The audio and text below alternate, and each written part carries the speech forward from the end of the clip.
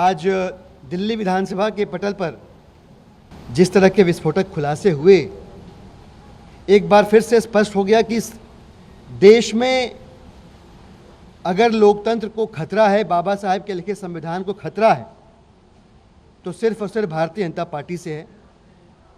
पूरे देश में लगातार असंवैधानिक तरीके से, अनैतिक तरीके से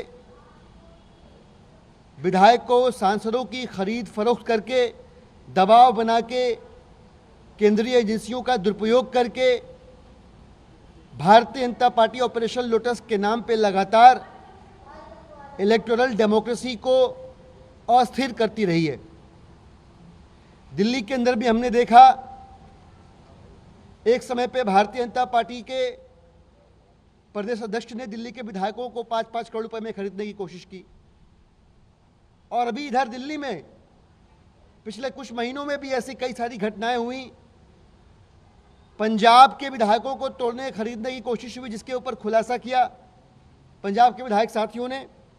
और अब फिर से माननीय मुख्यमंत्री अरविंद केजरीवाल जी की गिरफ्तारी के बाद भी भारतीय जनता पार्टी ने अपना घिनौना चेहरा, अपना लोकतंत्र विरोधी चेहरा सामने लाते हुए दिल्ली के विधायकों को फिर से तोड़ने की नाकाम कोशिश करी है।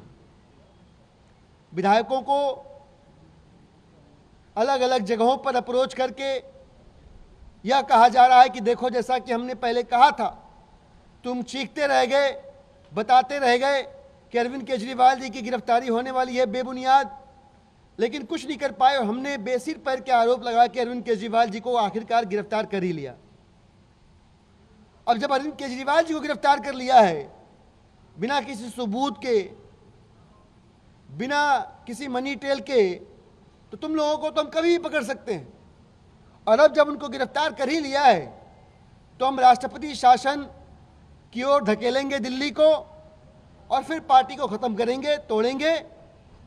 और फिर जब उसके बाद सरकार बनेगी, तो अभी हमारे साथ आ जाओगे तो पैसा मिलेगा, 10 लोगों को लेकर आ जाओगे तो मंत्री पद भी देंगे, और सत्ता में, पावर में बने रहोगे।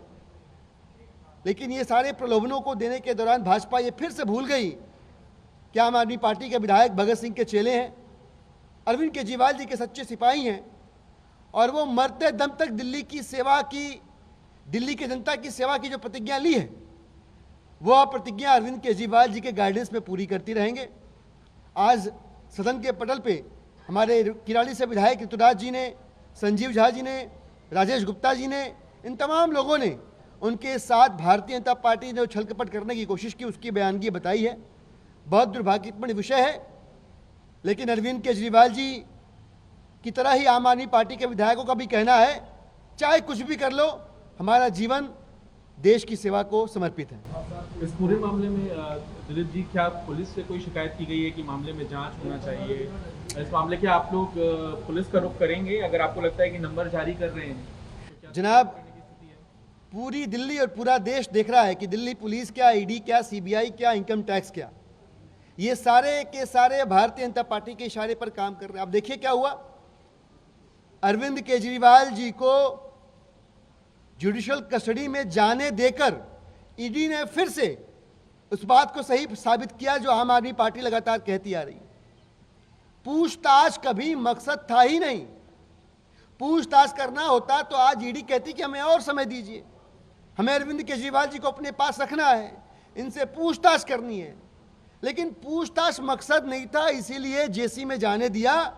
मकसद था लोकसभा चुनाव के ठीक पहले अरविंद केजरीवाल जी को गिरफ्तार करके, इंडिया गठबंधन को तोड़ के, लोकसभा चुनाव में ईडी सीबीआई के जरिए 400 पार जाने का अपना जो बेसिर पैर का सपना है, उसे पूरा किया जाए। एक बार फिर से भारतीय जनता पार्टी और उनके जो स्टार कैंपेनर्स है ईडी और सीबीआई, वो बेनकाब हुए और आम आदमी पार्टी की बात सही साबित हुई है। धन्यवाद।